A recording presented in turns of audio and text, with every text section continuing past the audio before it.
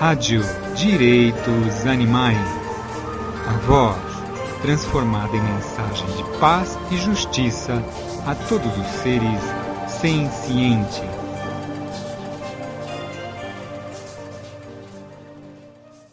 Olá, amigos da Rádio Direitos Animais. Eu, Luiz Martini, nesse podcast, inicio a leitura em português de uma série de artigos do professor, filósofo e advogado Gary Francione sobre direitos animais. A Rádio Direitos Animais quer disponibilizar material de áudio para aquelas pessoas que não poderiam, de outro modo, ter acesso por escrito à teoria abolicionista de Gary Francione, ou mesmo para aquelas que preferem escutar um podcast do que lerem artigos. Nessa série, começaremos a ouvir alguns artigos publicados em 2012. Esperamos que essa iniciativa da Rádio Direitos Animais contribua para a divulgação e compreensão da abordagem abolicionista de Gary Francione. Inaugurando essa série de podcasts, iremos ouvir agora o artigo intitulado Preocupação Moral, Impulso Moral e Argumento Lógico na Defesa dos Direitos Animais. Qualquer pessoa que trabalhou com defesa animal teve a experiência de explicar racionalmente as razões pelas quais a exploração animal não pode ser moralmente justificada. Já ouviu algo como: sim, isso é interessante, mas eu não acho que é errado consumir produtos de origem animal. Ou, eu acho que você está sendo perfeitamente lógico, mas eu adoro sorvete, queijo e vou continuar a comê-los. Como isso pode acontecer? Como as pessoas podem rejeitar os argumentos lógicos e racionais? A resposta é simples. A lógica e a racionalidade são cruciais para a análise moral, mas elas não podem nos contar a história toda sobre o raciocínio moral. É mais complicado que silogismos lógicos. Raciocínio moral sobre animais ou qualquer outra coisa requer algo mais do que lógica. Esse algo mais envolve duas noções estreitamente relacionadas, mas conceitualmente distintas: preocupação moral e impulso moral, que precedem a nossa participação num nível racional ou lógico. Para colocar isso no contexto da ética animal, para aceitar um argumento que leva à conclusão de que todos os seres sencientes são membros plenos da comunidade moral e que devemos abolir e não regulamentar a exploração animal, você deve se importar moralmente com os animais. Você não tem que necessariamente gostar ou amar os animais. Você não tem que ter uma casa cheia de animais resgatados ou mesmo ter um animal resgatado. No entanto, você tem que aceitar que, pelo menos, alguns animais são membros da comunidade moral, que eles são pessoas morais não humanas, para com as quais temos obrigações morais diretas. E você tem que querer agir moralmente no que diz respeito aos animais. Você tem que ter um impulso moral relacionado aos animais. Você tem que sentir as suas convicções morais no sentido de que você quer fazer a coisa certa pelos animais. Se fizer isso, a lógica e a racionalidade podem ser usadas para criar argumentos convincentes de que todos os seres sencientes têm esse status moral e nenhuma exploração animal pode ser moralmente justificada. No entanto, se você não se importa moralmente com os animais e você não quer fazer o que é certo em relação a eles, então todos os argumentos do mundo não farão muita diferença. Se você não acha que devemos algo aos animais, você não estará muito interessado em argumentos que se preocupem com quais animais temos obrigações morais diretas, ou o que essas obrigações nos obrigam a fazer.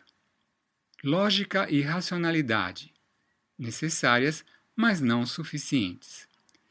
Em meu livro Introduction to Animal Rights, eu expresso uma série de argumentos baseados na lógica e na racionalidade. Aqui estão apenas alguns. 1. A imposição de sofrimento em qualquer ser senciente precisa de uma justificativa moral adequada, e prazer, diversão ou conveniência não podem ser suficientes para justificar o sofrimento imposto a qualquer ser senciente. 2. A pecuária mais humanitária envolve considerável sofrimento imposto aos seres sencientes. 3. De um modo geral, a melhor e única justificativa para consumirmos produtos de origem animal é diversão, prazer ou conveniência. 4. Portanto, não podemos justificar moralmente o consumo de produtos de origem animal. Isso tudo é muito lógico, mas o argumento não fará sentido se você não aceitar a primeira premissa e querer agir em relação a ela. Se você não aceitar que você tem a obrigação de justificar de uma forma significativa o dano que você impõe aos animais, não podemos nem mesmo começar a falar de ética animal. A lógica e a racionalidade podem nos ajudar a determinar o que devemos aos não-humanos, pessoas morais. Mas a lógica e a racionalidade são inúteis em relação a alguém que simplesmente não se importa moralmente com os animais e que rejeita a noção de que qualquer justificativa para a imposição de danos seja necessária. A ciência também é inútil quando a primeira premissa está em consideração. Não há maneira de provar cientificamente que temos a obrigação de justificar a imposição de danos a um ser senciente. Como qualquer estudante de filosofia do primeiro ano sabe, você não pode obter um deveria de um é. Então, por que deveríamos aceitar a primeira premissa? Afirmo que o primeiro princípio é uma verdade autoevidente. Todos os seres sencientes são importantes moralmente e antes que eu afete negativamente os interesses de qualquer ser senciente, sou obrigado a justificar a minha ação. Quando eu uso verdadeiro aqui, isso tem o mesmo significado que dizer que a xícara sobre a mesa é vermelha. A afirmação "a xícara é vermelha" expressa uma proposição verdadeira. A xícara sobre a mesa é vermelha. Da mesma forma, a afirmação "nós precisamos ter uma justificativa moral adequada para impor sofrimento em qualquer ser senciente" expressa uma proposição verdadeira, que reflete a nossa intuição moral que o sofrimento é ruim. A proposição expressa na afirmação "e uma justificativa adequada deve excluir diversão, prazer ou conveniência", que também poderia ser uma premissa separada, é também uma verdade autoevidente, porque se uma justificativa adequada pudesse abarcar tais razões, então nada seria excluído pelo princípio. Pense nisso. Ao dizermos "precisamos de uma justificativa adequada para prejudicar uma criança", mas é aceitável prejudicar uma criança sem nenhuma outra razão, além de que queremos fazer isso, tornaria o princípio que precisa da justificativa de dano completamente sem sentido. Se alguém me pedir para provar a primeira premissa com um experimento científico ou de alguma outra forma para satisfazer um empirista estrito, eu não poderia fazer isso. Mas e daí? Isso não significa que as proposições expressas na primeira premissa não são verdadeiras. Alguém poderia negar a verdade da primeira premissa? Claro que poderia, mas alguém também poderia negar a verdade da proposição a respeito da minha xícara vermelha. Podemos ser céticos quando se trata de princípios morais, mas podemos ser céticos sobre qualquer coisa. Quem sabe se a xícara é vermelha? Eu posso estar alucinando. Eu também não existiria na forma que eu acho que eu existo. Eu posso ser nada mais do que um cérebro em um jarro sendo estimulado pelos eletrodos para ter a experiência de ver uma xícara vermelha, que não existe de forma alguma. Eu não acho que haja algo de controverso em dizer que a primeira premissa é uma verdade autoevidente. Eu afirmaria que a maioria das pessoas, quando induzidas a pensar sobre isso, concordam com a condição da verdade autoevidente da primeira premissa. Na verdade, o tema do livro Introduction to Animal Rights é que nós realmente afirmamos concordar com a primeira premissa, mas falhamos em pensar racionalmente sobre o que significa esta regra moral. Ou seja, o problema não é que não podemos provar racionalmente a primeira premissa. O problema é que, embora nós afirmamos aceitar a verdade moral do princípio, nós não temos o impulso moral para querer seguir em frente com o que dizemos que acreditamos. E como eu explico abaixo, eu acho que isso é uma outra maneira de dizer que realmente não temos a preocupação moral. Ou não pensamos racionalmente sobre o que esse princípio nos obriga a fazer em termos de ação prática. Simon, o sádico e Michael Vick. Em Introduction to Animal Rights, eu apresentei o personagem Simon, o sádico, que obtinha prazer ao torturar cães com a chama de um maçarico. Nós todos consideraríamos tal conduta monstruosa. A relevância de Simon como um personagem era demonstrar que a conduta de Simon viola o princípio que todos nós aceitamos, que para causar sofrimento em um ser senciente, necessitamos de uma justificativa moral adequada, e o prazer de Simon não constitui uma justificativa moral adequada.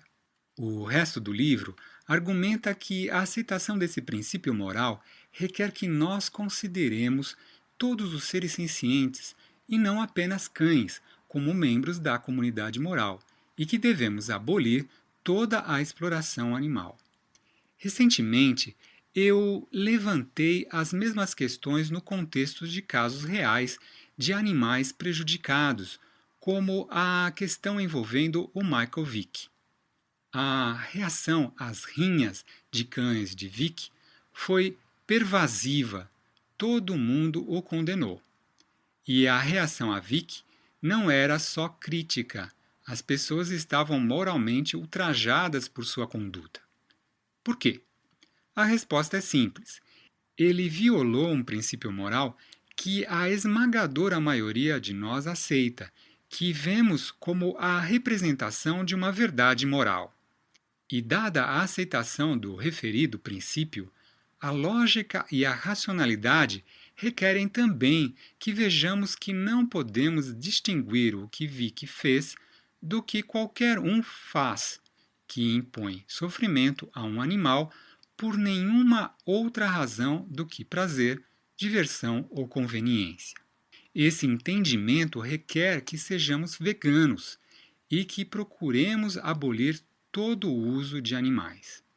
Se você entende que a primeira premissa é verdadeira quando se trata de cães, e se você quer agir moralmente em relação aos animais, nenhuma das quais são questões de lógica ou racionalidade, então raciocínio analógico pode ser usado para demonstrar que não há diferença moralmente relevante entre os cães que consideramos como membros da comunidade moral e todos os outros não-humanos sencientes.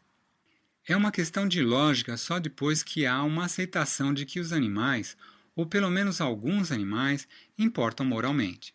Podemos usar a lógica e racionalidade para mostrar que a reforma do bem-estar e, de fato, nada menos do que a abolição, falhará em cumprir nossas obrigações para com os não-humanos, dada a sua importância moral.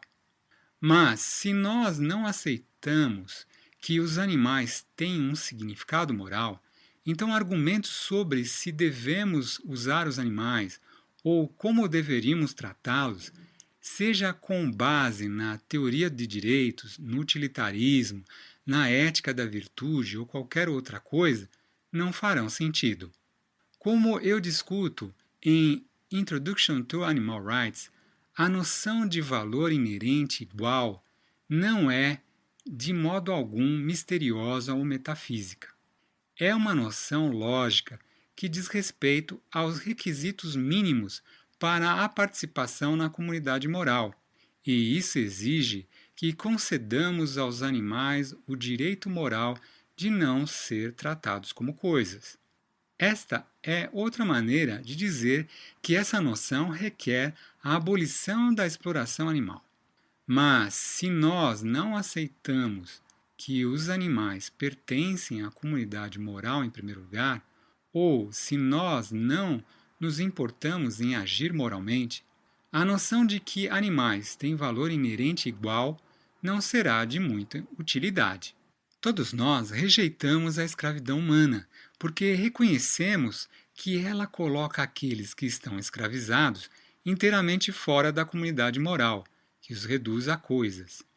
Levando em conta que aceitamos isso como uma questão de intuição moral, que todos os seres humanos deveriam ser incluídos na comunidade moral, que deveriam ser considerados como pessoas morais e não coisas, então o que quer que isso requeira, requer abolição à escravidão.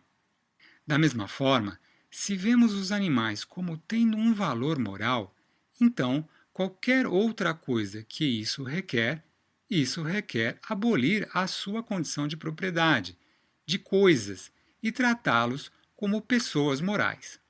E isso requer que deixemos de consumi-los. Ponto final.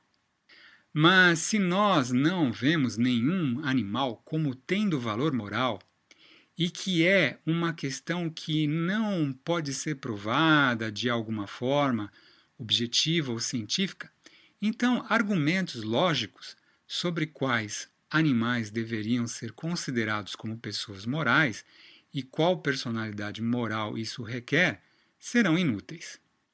Qual é a origem da preocupação moral? E se alguém não aceitar a primeira premissa?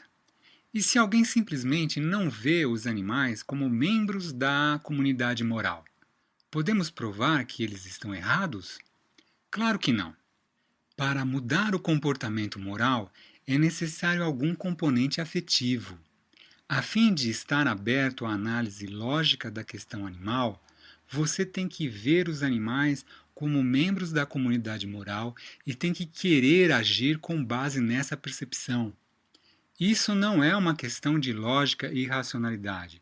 Você tem que sentir que o Simon, o sádico, está fazendo com os cães é ruim, que o que Michael Vick fez com seus cães era ruim. Uma forma semelhante de pensar sobre a preocupação moral é oferecida pelo professor Gary Steiner, que discute o conceito de parentesco com os não-humanos em seu livro Animals and the Moral Community, Mental Life, Moral Status and Kinship. Steiner afirma que precisamos de algum conceito de parentesco ou ligação afetiva entre o humano e os não-humanos como um prelúdio para uma reflexão séria sobre a ética animal.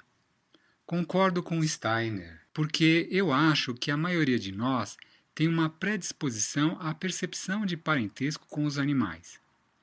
Ela precisa apenas ser despertada. Precisamos tomar consciência disso. Essa consciência permite-nos ver a verdade da primeira premissa. Esta consciência pode ser desencadeada por muitos fatores, isoladamente ou em combinação com outros. Ela pode vir de nosso relacionamento com um animal de companhia. Ela pode vir de uma percepção sobre a interligação da vida ou de alguma norma, tal como a regra de ouro. Isso pode ter uma dimensão espiritual ou não espiritual. Ela pode vir de abraçar o princípio da não violência como uma verdade moral fundamental. Novamente, isso pode ter uma dimensão espiritual ou não espiritual. Ela pode vir de uma perspectiva religiosa, como a que Francisco de Assis tinha. Ela pode vir de uma visita ao matadouro.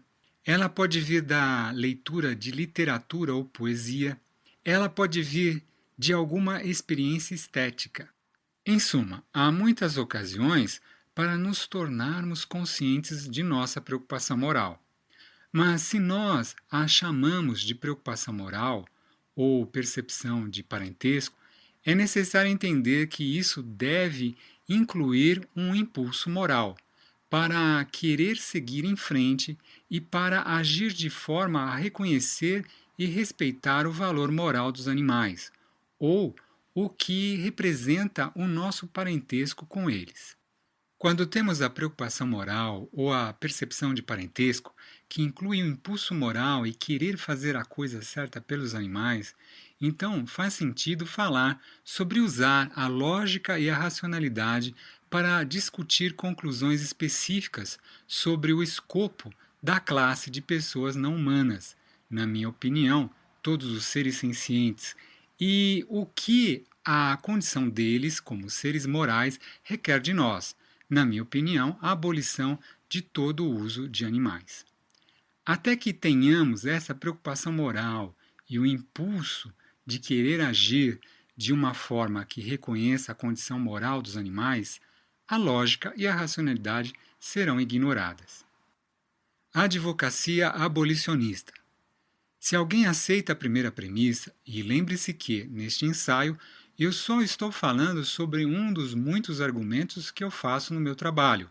Então podemos argumentar de forma lógica e racional que eles deveriam parar de comer, vestir ou, de outra forma, consumir todos os produtos de origem animal e tornarem-se veganos. Eles devem apoiar a abolição e não a regulamentação da exploração animal. Mas quando nos envolvemos nesse tipo de atividade educacional, não estamos geralmente usando o argumento lógico e racional para tentar convencer alguém sobre a verdade da primeira premissa. Estamos usando a lógica e a argumentação racional para levar a pessoa a ver que a preocupação moral dela com os animais, propriamente entendida, requer que ela chegue a certas conclusões, o veganismo e a abolição, em vez de outras conclusões, consumo compassivo, produtos de origem animal felizes, a regulamentação do bem-estar, fazer distinções entre carne e laticínios, ou entre os peixes e vacas, etc. É possível que alguém diga: eu me preocupo com os animais e concordo com a sua análise lógica, mas eu gosto tanto de produtos de origem animal que eu não vou parar de comê-los. Claro que é possível, mas esse tipo de situação geralmente não é aquela que envolve uma falha de lógica ou análise racional. Pelo contrário, a pessoa que faz tal afirmação provavelmente não considera de fato os animais como tendo significado moral, independentemente do que ela diz. Há uma falta de preocupação moral. Por exemplo, há pessoas que têm fetiche por cães ou gatos. Elas realmente não pensam nesses animais como membros da comunidade moral.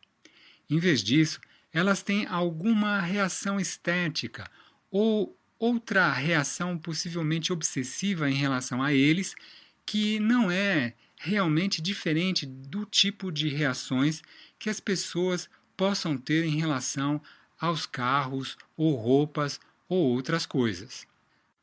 Nós vemos pessoas excêntricas que são obcecadas por cães e têm uma casa cheia deles, mas que comem qualquer outro tipo de animal e que não irão nem mesmo se envolver na questão da ética animal.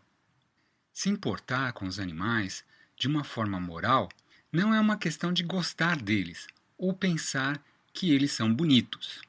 É uma questão de visão moral. de ver os animais como seres com significância moral e se interessar por esse discernimento. Alternativamente, podemos dizer que essas pessoas têm preocupação moral, mas não têm impulso moral. Na minha opinião, ter preocupação moral genuína é ter um impulso moral. O melhor guia para o que uma pessoa acredita moralmente é o que ela faz.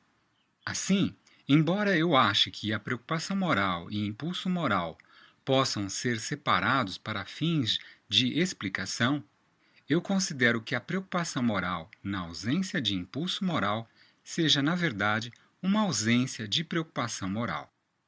É claro que há situações nas quais alguém acredita que alguns animais têm valor moral, mas não aceito o argumento analógico que todos os seres sencientes são membros plenos da comunidade moral. Por exemplo, alguns defensores de animais, tal como Peter Singer, consideram todos os seres sencientes como membros da comunidade moral, mas consideram que apenas aqueles com cognição similar à dos humanos, em particular um sentido de autoconsciência, como membros plenos da comunidade moral. Singer rejeita meu argumento de que todos os seres sencientes estão em situação semelhante, no sentido de que todos os seres sencientes valorizam a sua própria existência continuada, mesmo que nem todos pensem sobre a existência da mesma maneira como os seres humanos normais. Há também situações em que alguém acredita que os animais têm um valor moral, mas rejeita o argumento de que a abolição é a única resposta racional ao reconhecimento de que os animais são importantes moralmente. Praticamente todo o movimento animal, como representado pelas grandes organizações neo-bem-estaristas, discorda de mim sobre os problemas estruturais da reforma do bem-estar animal e a necessidade de uma base vegana abolicionista. Elas afirmam que a reforma do bem-estar tornará as coisas melhores para os animais agora e levará a consequências boas para os animais no futuro. Eu discordo.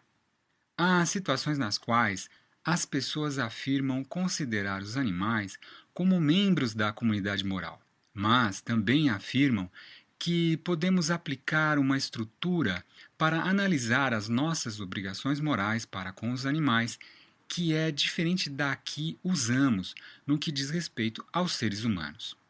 Por exemplo, alguns argumentam que não devemos falar de direitos morais ou regras geralmente aplicáveis e que, ao invés disso, deveríamos ser guiados por uma ética do cuidado, que leva em conta todos os elementos de uma situação. Mas essas pessoas nunca aplicariam uma ética do cuidado em questões fundamentais que envolvessem seres humanos. Por exemplo, nenhum defensor da ética do cuidado diria que a moralidade de estupro depende em saber se esse comportamento foi realizado com cuidado em uma situação particular. O estupro é sempre errado porque viola o direito da integridade corporal. Da mesma forma, onde os interesses fundamentais dos animais estão envolvidos, devemos utilizar uma análise semelhante e não se pode dizer que cuidado é suficiente ou ignoramos um aspecto essencial da análise moral, a necessidade de que tratemos casos semelhantes de forma semelhante. Nos três casos, temos de nos concentrar sobre o que a lógica e a racionalidade nos dizem, já que todos nós concordamos que os animais são importantes moralmente e queremos fazer o que é certo. Queremos saber quais são nossas obrigações morais. A lógica e a racionalidade são partes importantes na identificação de obrigações morais, precisamente porque consideramos os animais como membros da comunidade moral e temos um impulso moral de fazer o que é certo no que diz respeito aos animais não humanos. Mas o ponto importante para os propósitos atuais é que, em todos os casos, a fonte dessa preocupação moral ou impulso moral é irrelevante. Se alguém se preocupa com os animais como seres morais, não importa se seu impulso moral foi desencadeado como resultado de seu relacionamento com um animal de companhia, lendo sobre São Francisco, lendo um romance como Black Butte ou um poema como Inscription on the Monument of a Newfoundland Dog, de Byron, por acreditar no princípio da não violência, ou na regra de ouro, ou na interligação da vida, ou como resultado de sua repulsa estética ao bullying. O que importa é que ela tem a preocupação moral e o desejo de querer agir de acordo com essa preocupação. O que importa é que ela vê a verdade moral da primeira premissa, pelo menos com relação a alguns animais. O que importa é que ela aceita como uma verdade moral que pelo menos alguns animais são membros da comunidade moral, que eles importam moralmente. O que importa é que ela perceba a necessidade de agir de acordo com a sua preocupação.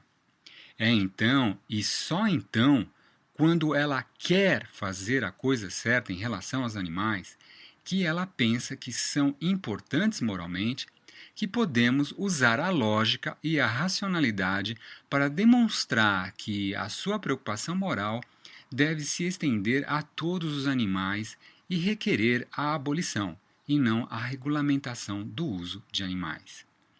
Essa preocupação requer que a pessoa pare de participar da exploração animal. Ela pode não aceitar ou aceitar de imediato os argumentos da igualdade, abolição e veganismo, mas ela, na realidade, não irá entendê-los mesmo na ausência de uma preocupação moral sobre os animais. A noção de que a preocupação moral, ou uma percepção de parentesco, ou como você quiser chamá-la, não pode acontecer como resultado de suas visões religiosas ou espirituais é tão absurda quanto dizer que a preocupação moral não pode ser despertada como resultado de uma relação com um animal de companhia sem qualquer envolvimento com uma religião ou com uma tradição espiritual. Tradições religiosas e espirituais são um problema a este respeito só quando limitam a preocupação moral e rebaixam a categoria daqueles sobre os quais nós nos importamos moralmente. Só quando eles restringem a percepção de parentesco, somente quando incentivam a violência ao invés de não violência. E não vamos fingir que as estruturas seculares também não podem limitar a preocupação moral. Elas podem, e elas são igualmente questionáveis. Francamente, eu não me importo se uma pessoa considera os não-humanos membros da comunidade moral por causa de suas opiniões religiosas ou espirituais, ou por causa de suas visões ateístas ou agnósticas, ou qualquer outro sistema. Eu não me importo se a fonte de preocupação moral de alguém em relação aos animais foi ao ler Sermão da Montanha e ao ser inspirado pela reflexão de que Jesus estava se referindo a todos os seres, ou se a preocupação e a inspiração vêm de ler a poesia de Byron, que era um ateu, ou, como no meu caso, uma visita a um matadouro e vir a entender em um nível fundamental que o princípio da não violência não tem sentido se não incluirmos todos os seres sencientes. Foi então que eu entendi as implicações da intuição moral que o sofrimento é ruim, que o sofrimento e a morte sempre precisam ser justificados com um motivo convincente. Eu não estou dizendo que devemos usar a fonte da nossa preocupação moral para defender os direitos animais. Isso não faria sentido. Se a fonte de preocupação moral de alguém em relação aos animais é que ela leu Black Butte quando era criança, não estou dizendo que devemos promover a leitura de Black Butte como um meio de defender os direitos animais.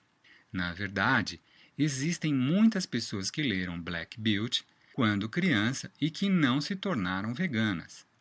Mas esse livro, ou qualquer dos inúmeros livros, experiências, etc., pode ter provocado impulso moral numa pessoa e isso faz com que ela esteja receptiva aos argumentos racionais que podemos fazer como abolicionistas, para levá-la a ver todos os seres sencientes como membros da comunidade moral, e o veganismo como a única resposta coerente proveniente da sua preocupação moral.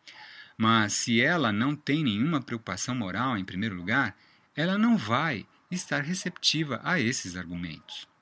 Quando há preocupação moral e impulso moral para querer fazer a coisa certa pelos animais, podemos usar a racionalidade para demonstrar por que essa preocupação moral deve se estender a todos os animais e por que a abolição e o veganismo são as respostas logicamente apropriadas ao reconhecimento com base num sentimento, qualquer que seja a sua origem, que os animais são membros da comunidade moral. Mas, na ausência de querer fazer a coisa certa, não fará sentido discutir qual lógica identifica a coisa certa a fazer. O mundo é vegano se você quiser.